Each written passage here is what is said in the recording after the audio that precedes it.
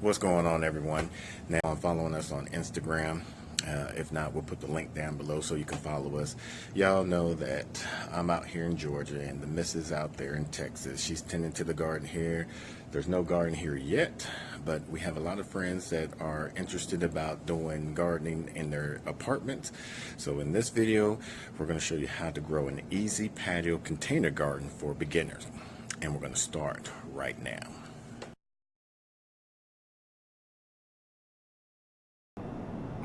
What's going on, YouTube Gardener? This your boy Sydney from the Naked Gardener channel.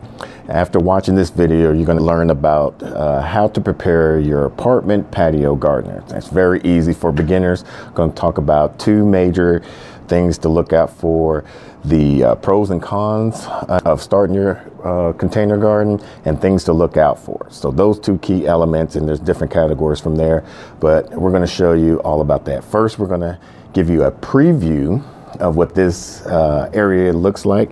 It's a 13 by 8 patio out here, and I thought that this area was this over here, I guess you can say, is the west side, and then over here is the east side. If y'all was following me on Instagram, I was like, yeah, so we got the west going over here and everything, but yeah. So while editing the video, I noticed I was missing some files talking about the two things and the cons. Actually, it's three.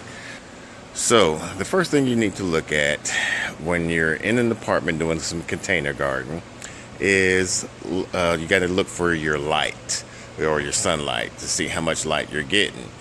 And the second thing you need to do is check for the size of your patio or balcony garden that you're going to be posting up on.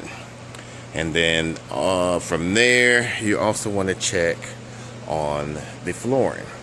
The reason why I say the flooring is because when you're watering down your plants and stuff and letting them go till they get saturated, you don't want the water to soak out and fall onto your bottom neighbors, whatever they have down there, messing up whatever they have. So you want to check for that and be mindful of that. Unless you're on your first floor, you're good to go. Now for me, as y'all see later on, that we have a concrete balcony pad flooring, so we don't have to worry about stuff like that. Now let's talk about the cons. The con about living in an apartment is basically two things I can think of. If y'all can think of any other things, comment down below. The first thing is the space. Let's say, for instance, like you don't have the sunlight and everything. You don't have the luxury of moving your plants or your containers out into the front yard or move them around your house. Another thing that I feel is a big con for me is you're not able to grow your own soil. I wouldn't say make your own soil. So basically you have to go and get container mixes or bags of soil, seed starting mix and all that, because it's going to be kind of hard to do it on the patio deck and everything. Bringing up a tarp or just whatever. Now we're going to fast forward back to the video.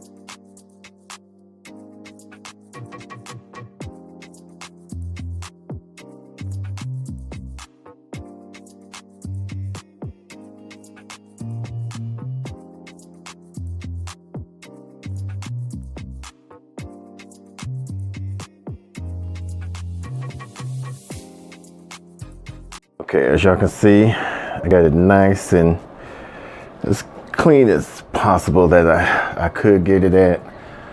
I still got to knock out some of these cobwebs, and I think this is a empty hornet's nest. I'm gonna have to knock that down, but that's pretty much it. Got most of it done. These are the railings I was talking about. Now, oh, look at that. Got some little bee or something coming around the chamomile I just bought. This is up there trying to smell on it.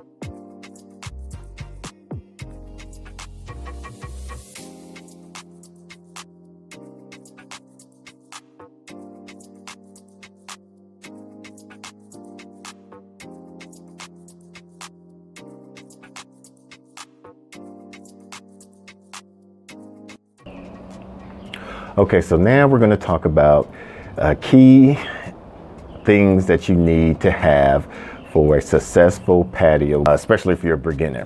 Now, some of these rules apply just like it would for a regular garden. For instance, lighting. Your plants need light, whether it's indirect or direct lighting. With here, we got a few lighting is indirect, but I just have to pick a lot of vegetables and plants that can thrive with indirect light, that won't be able to get light. And with if you're planting right now in the fall season, I believe this hardiness zone is 7B and I'm used to 8A. It's a little bit different climates and humidity wise, but with the fall and winter season approaching or has approached, you're getting lower or not as long daylight as you would in the summertime. So you got to take that into consideration. You want to get some plants that's roughly anywhere around, I want to say about 6 to 8 hours of daylight. So good plants for those are going to be like parsley. Plants that don't really need a lot of light are going to be like carrots, garlic, your root vegetables, onions and turnips, parsnips, all those type of things. So, all right, for the second thing that you need to do to help you get a successful garden for your first time doing a patio container garden is you want to make sure you get adequate watering for your plants. Like I said, if you're planting now, you're in the fall, winter season, you don't have to water as much. And to check to see if your plants need watering, all you have to do is take your finger up to the second, or even if you could go to the third knuckle there and stick your finger down into the soil. If it comes out dry or with no dirt hardly ever on it and your fingers feel kind of dry, that's when you want to water. Other than that, I would suggest anywhere from about watering, I mean, you just have to test it out on your own. For me, I'm gonna start off with once a week just to see how that is. And if I need to, water more, I'll go accordingly from that. So definitely want to make sure you get a nice watering schedule. All right, for the third thing, you need to get the right, if you're doing a container garden, a patio container garden, you got to get the right potting mix. Now, you don't want potting soil, you want a potting mix. For most people think that they're the same, but nothing could be further from the truth. This is what I normally get from Home Depot or Lowe's or any of the big box stores. I don't think they have it at Walmart or Ace or anything of that nature, but this is what I normally get because it has a lot of nutrients in here. Like, for instance, I've shown this before on my Instagram page. If you don't know about that, I put the links down below so you can follow that. But we got some bat guavo, peat humus, compost, perlite, limestone to kind of help with the acidic in the peat moss, and then you got some fertilizer down here. I mean, it's not a lot. You got a 0.3, 0.1, and 0.1 in your NPK, and you got your soluble nitrogen. That's very good, and your water insoluble nitrogen, which is also pretty good. So, and then on here it shows you got earthworm casting, kelp, bat guavo, and poultry manure, which is also pretty good. So this is one of the reasons why I use this one with my soil, but I don't use it as my main one. Now this one is something new, and this one is roughly about $6 to $7 depending on where you're at. This one was something new, looks pretty good. I saw it was about 2 cubic feet, and it's about as much as the potting mix here. So I'm gonna try this out in one of the containers that I've got here, and this kind of got me interested. But I always don't just look at that. I also always look at the ingredients, and he got a 0.11, 0.08, and 0.06 in the NPK. Pretty low in the urea, however you say that, nitrogen, which I think that people always been looking about that. And the potash and the phosphate is kind of good. Got some calcium just in case if you need calcium sulfur. So if you're doing anything like a nightshade plant, like a tomato, pepper, or eggplants, things of that nature, that will be good to help prevent blossom end rot. And since we're in Georgia, they got peat moss, perlite, limestone, basically the same stuff that you got in there. So I'm going to compare these and see how well that goes. And this one is something I try to stay away from, but they had it on sale, so I'm going to try it out just to see how it is. They were saying that it's a premium potting mix. It's from Aged Compost. And let's check the ingredients. Like I said, they say it's a premium potting mix. And in Georgia, same thing, peat moss, perlite, compost. Now, the fourth thing is temperature. Even though you're planting properly, like for me, I'm planting some stuff for the fall and winter garden, mostly fall garden. A lot of the things I'm going to be planting are going to be frost tolerant, and some of them are going to even taste better while they're once the temperature goes down below 32. However, you want to be mindful of that.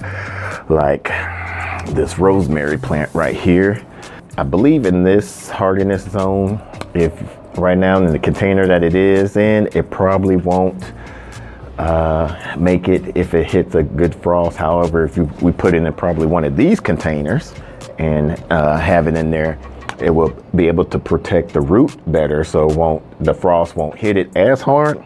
You got to be mindful of the temperature. That mostly in the fall gardens, they want probably the best temperature to grow these in, and they won't grow as fast as it would be as the warmer it gets. But you want it to be anywhere from, I think, 55 to about 75 to get a good growing rate. Anything probably below that, it kind of go in a dormant stage or a slow growth spurt. So if you're growing it inside, like some of these, I'm going to start off inside. In a later video, I'm going to show how to do a grow station, but most time temperatures inside your apartment or house is going to be anywhere from 65 to 75. So that's why they always will thrive there. The next thing you have to have a successful garden is to fertilize. Now, you don't have to fertilize like you do in the summer, at least I'm not. However, you do want to be mindful that with container gardens, when you water, most of the nutrients just wash out of the containers. So you want to have a balance where you can check it or just basically do a routine, either a monthly, weekly, however so often, so that way you know that you're doing some type of fertilizing of the soil. To basically, that's what the plant is going to feed off of. Now, there's two ways you can fertilize. You got your granular, which these are, and then you have your liquid. We got some all-purpose plant food, which is a balance for 4-4. You got your worm castings, which is a 1.2500, and then you got your plant tone, which is a 533. Got some used coffee grounds to kind of put the soil a little acidic in there, because even though you got some peat moss in there, some of the stuff that you add in there might either raise or lower it. So you want to get most plants want to be like a 5.5, 6.5 acidic level. You got your the known fish fertilizer, which is a 511. So you want to do either a weekly or a monthly or bi-weekly feeding of your soil, so that way your plants can provide off of there. You can even use eggshells. You can even use banana peels. All right, the last thing that you need to do to help do a successful garden is have your routine. And when I talk about routine, it's just not just watering, fertilizing. You also got to worry about pests, because not only you are going to love what you're growing, you're going to have some bugs, some pests, some birds. It's hard they're going to be to kind of deter the birds away from here. But one thing I don't have to worry that we have to worry about back home is field mice. Unless, I don't know how they're going to crawl up here, but then I don't have to worry about field mice up here. However, I still have to worry about the aphids and the cabbage loopers and the white moth flies and all those type of bugs. So I'm going to have to get on a regular routine feeding.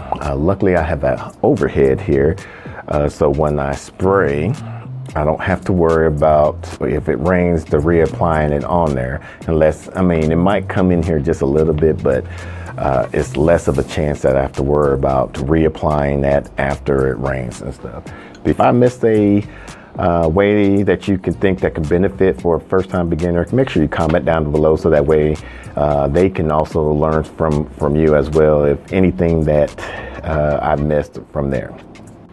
All right, so now I'm gonna finish. I'm gonna set this little area up right here to get this ready for some seedlings that we're gonna be starting here soon. So make sure you stay tuned so you can see how I start some seeds, also how I'm going to be doing a grow station for a garden area for the apartment. I hope you like this video. We'll put a link above of some things that you might want to see later on. Until the next video, let's grow together.